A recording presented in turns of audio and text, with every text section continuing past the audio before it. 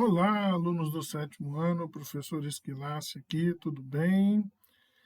Então, estamos aqui hoje para a nossa correção, né, da atividade que eu passei para vocês sobre forças e interação entre corpos, tá? Então, eu vou mandar aqui para vocês, nós vamos corrigir, nós vamos ver essas 6 questões, vamos lá no texto, buscar onde estão essas respostas, mas eu só achei essas respostas porque eu li o texto, eu entendi o que o texto tinha para me dizer, para eu poder refletir sobre ele e poder finalmente responder às atividades, tá? Então, vai ser rapidinho aqui. Lembrando que quem fez atividade pode me mandar, tira uma foto, manda lá no GSA, tá?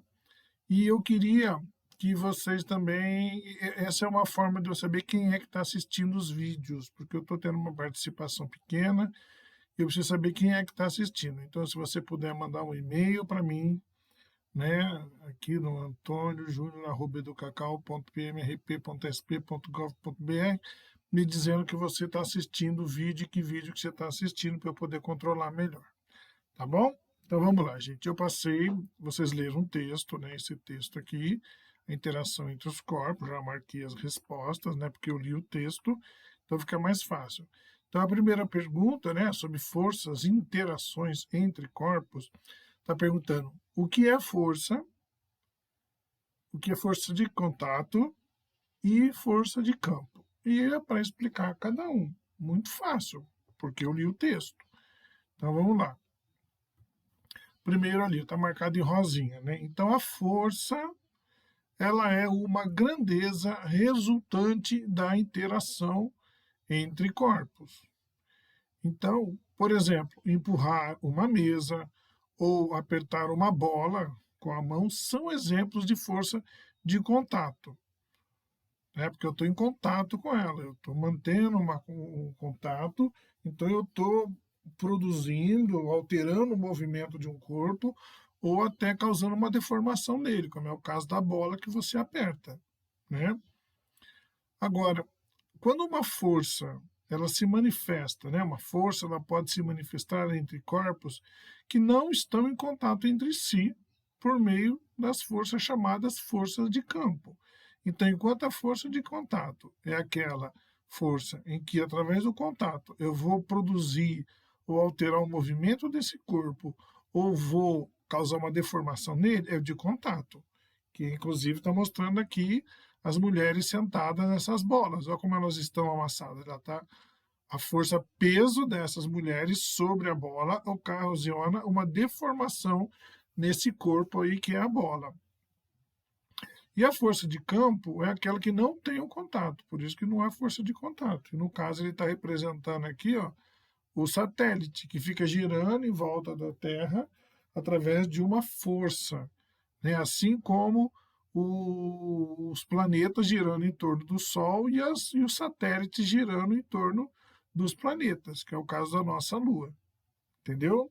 Então, tudo isso que a gente está vendo aqui são coisas que são aplicadas no dia a dia, não tem nada de confuso. A segunda questão, ela pergunta, explique, né, ele quer que você explique as características de uma força. Então, uma força ela tem intensidade, orientação e sentido. Então, o que, que são essas três coisas, a intensidade, a orientação e o sentido? Então, está aqui embaixo. Ó. A intensidade intensidade ou módulo, que nós vamos ver que é um valor, tá? A orientação, se é direção, se é horizontal ou vertical, e o sentido, se é para a esquerda, se é para a direita, se é para cima ou para baixo. Foi como eu dei o exemplo quando a gente leu o texto. Se uma pessoa te pergunta, você está lá perto do postinho, aí no bairro do Ribeirão Verde. Aí alguém te pergunta, nossa, onde fica a Escola Geralda de Souza Espim? Você vai falar assim, olha, ela fica nesse sentido, e você aponta para baixo. Quando a gente diz, fica nessa direção, a direção é o sentido, ela é horizontal, pode ser para cima ou para baixo. Quando você fala para onde é, aí você dá o sentido. Então, em física, isso é diferente, tá bom? E essa é a resposta da 2, então. Tranquilo. Aí ele pergunta o que são as grandezas vetoriais e as grandezas escalares. Vamos lá, aqui em cima. Então, essas informações que nós vimos sobre intensidade, a direção e o sentido, elas são importantes para entender como será o efeito da força sobre um corpo. Então, as grandezas que dependem dessas informações, a gente chama de grandezas vetoriais. Então, no exemplo ali que você deve ter lido do pacote de arroz, né, a força ela é uma grandeza vetorial, porque você tem a direção, o sentido e o valor aí, né, que é a força. E no caso, a unidade que mede a força é o Newton, representada pelo L maiúsculo. Agora, quando as grandezas elas não dependem de informações, como nós vimos a intensidade, a direção e o sentido, aí a gente chama de grandezas escalares. Então, essas grandezas elas podem ser completamente descritas por um valor e uma unidade só. Exemplos de grandezas escalares: o volume. Então, 1 litro. A massa, 1 quilo. A temperatura, 35 graus. Tá? Então, as grandezas escalares é só um número e uma unidade de medida. A vetorial, não. Ela depende da intensidade, da direção e do sentido. Certo? De todas essas forças estão atuando na nossa vida todo dia. Depois vem a quarta questão. Das forças de contato, explique o que é força normal e o que é força de atrito. Então, vamos lá. Aqui, força normal. Então, nós vimos força de contato, nós já vimos. Tem força de contato e força de campo. Das forças de contato, nós temos a força normal e a força de atrito. A força normal é aquela que uma superfície exerce sobre um corpo ao sustentá-lo. Aqui nós temos uma força, tá, normal, para cima. Está exercendo sobre o corpo, né, uma força para sustentá-lo. Então, trata-se de uma força de reação à tendência de penetração do corpo de uma superfície. Então, aqui, a força normal está aqui para cima. Mas também tem a força peso, que é o saco de arroz em cima da mesa, ele está forçando a mesa. Por isso que vamos dizer, por que quando você pega um saco de 5 quilos e põe numa mesinha fraquinha, entendeu? Ela pode derrubar, quebrar essa mesinha. Por quê? Porque ela não suporta a força, né? A força peso sobre essa mesinha que é frágil. Inclusive, eu já falei, mas só para lembrar, né? Quando você vai numa balança de uma farmácia, você sobe e aí a balança vai dar a sua massa, não o seu peso. Tá? A gente, para você entender, por exemplo, uma pessoa que pesa 100 quilos, se ela sobe na balança, desculpa, pesa não, né? Uma pessoa que tem a massa de 100 quilos, quando ela sobe na balança, aparece lá 100 quilos, não 100 newtons. Até porque o peso de uma pessoa de 100 quilos aqui na Terra é 1000 newtons. Tá? Então, só para vocês verem a diferença. Agora, essa é a força normal, então. No caso do saco de feijão, a seta para cima é a força normal, e ali poderia ter uma seta para baixo, indicando a força peso. Certo? A força de atrito é a força que se opõe à tendência de escorregamento entre corpos em contato. Então, o atrito ele vai ser menor em um corpo que se move sobre uma superfície lisa do que em um corpo que se move sobre uma superfície rugosa, áspera. Então, o deslocamento a pé é possível devido à força de atrito entre o chão e a sola de um calçado. Então, isso explica por que é tão difícil se equilibrar em algumas superfícies molhadas ou muito lisas, nas quais o atrito é muito pequeno. Então, se você não tem atrito, você escorrega. É como eu disse outro dia, que eu saí aqui em frente da onde eu moro, molhar a calçada, eu pisei numa lajota lá, eu pisei, estava molhado e eu quase levei um capote, né? Porque eu escorreguei. Então, eu reduzi o meu atrito. Então, eu não sei se vocês fazem isso, mas quando eu era criança, minha mãe lavava o corredor com água e sabão e eu pegava e me jogava no corredor e eu ia deslizando. Por quê? Porque tinha água e sabão, reduziu o atrito, eu conseguia escorregar. Agora, vai fazer isso sem água e o sabão, você vai se ralar todo, porque o atrito é muito grande. E aí vai te causar o famoso, quando cai de moto, né, que bicicleta, você rala o joelho, o cotovelo, né, onde raspar no chão, por causa do atrito. Então, se não tem atrito, você não consegue ficar em pé, tá? Mesma coisa, o lápis, se você o sabão que você vai tomar banho, o sabão escorrega da mão, ele está com pouco atrito.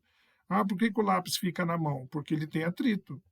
Se o lápis não tivesse atrito, o lápis escorregava na sua mão. Tudo bem, tranquilo, fácil, isso está no seu dia a dia, não é novidade nenhuma. A outra, agora a força-campo, pede para explicar o que é a força-peso, ou também chamado força gravitacional. Vamos lá. Então tá aí, ó, força-peso ou força gravitacional.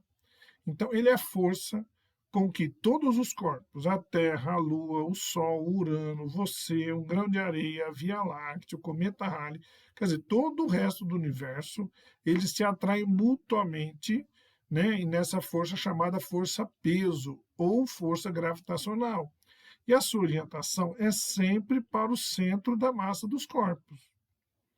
E a força gravitacional, ela é resultado da interação entre as massas do corpo, ou seja, quanto maior a massa de um corpo, maior é a força-peso que ela exerce sobre os demais. Por isso que o Sol está no centro do sistema solar, porque o Sol ele é muito, muito, muito, muito maior que todos os outros planetas juntos. E vamos pegar o nosso sistema solar, nós temos 8 planetas girando em volta do Sol. Isso por quê? Por causa do tamanho do Sol e da força gravitacional ou da força-peso, né, que ele faz sobre esses planetas. Assim como a Terra, ela tem um quarto do tamanho da Terra. Desculpa, a Lua, ela tem um quarto do tamanho da Terra. Por isso que ela gira em volta da Terra e não é a Terra que gira em volta da Lua. Então, quanto maior é a massa de um corpo, maior é a força peso que ele exerce sobre os demais. Tá?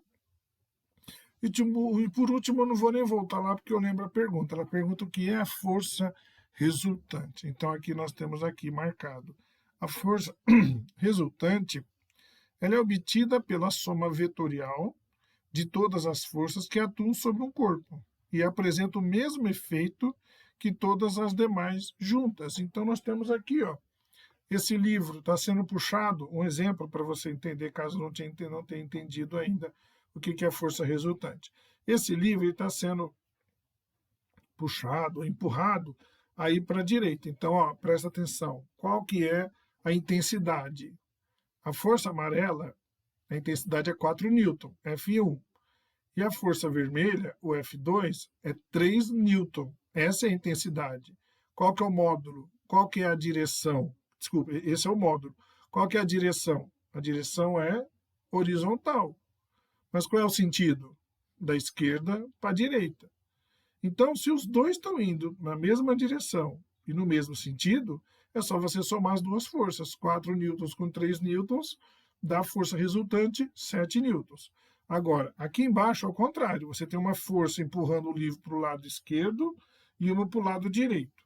Só que o módulo é o mesmo, tá? Elas têm o mesmo valor lá, né? A amarela F1 4 newton e a vermelha F2 3 newton. Só que o módulo é diferente. E a direção? A direção é a mesma, horizontal. E o sentido? O sentido é diferente. A F1 está indo da esquerda para a direita e a F2 da direita para a esquerda. E qual que é a resultante? A força resultante é de 1 newton. Por quê? Porque a F1 ela tem 1 newton a mais do que a F2.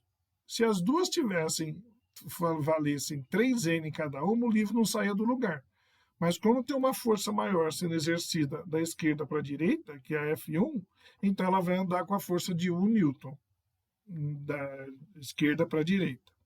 E por último aí, nós temos esse livro aqui, uma força F2 da esquerda, o módulo, continua, né? Apesar que ele não deu o valor, né? Mas pelas cores é a mesma. É que ele não quis fazer a conta porque ia dar número quebrado, mas é só para você entender.